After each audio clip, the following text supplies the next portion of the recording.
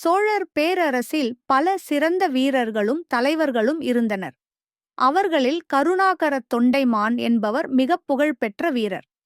அவர் ராஜராஜ சோழன் மற்றும் ராஜேந்திர சோழனின் காலத்தில் வாழ்ந்தார் மற்றும் பல போர்களில் தனது வீரத்தன்மையை நிரூபித்தார்.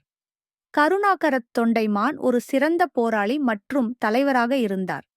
அவர் தென்னிந்தியாவின் தொண்டை நாடு பகுதியை ஆண்ட அரச குடும்பத்திலிருந்து வந்தவர். சிறுவயதிலிருந்தே அவர் யுத்தப் பயிற்சியில் சிறந்து விளங்கினார்.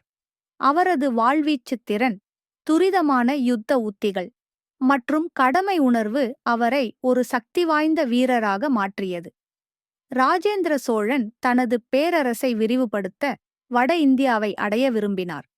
அதற்காக பாலவ அரசுகளையும் வங்காள அரசர்களையும் எதிர்த்தார். இந்த போர்களில் கருணாகரத் தொண்டைமான் முக்கியமான தளபதியாக இருந்தார்.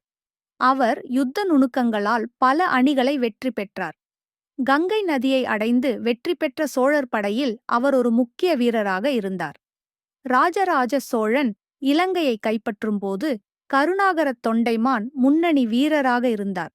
அவர் இலங்கை அரசர்களின் மிகப்பெரிய படைகளை எதிர்த்து வெற்றி பெற்றார். அவரது வாளின் ஒளியில் எதிரிகள் நிலைகுலைந்தனர். கருணாகரத் தொண்டைமான் தனது வாழ்க்கையின் இறுதி வரை சோழ பேரரசுக்கு உண்மையாக இருந்தார். அவர் போரில் வீரச்சாவு அடைந்தார்.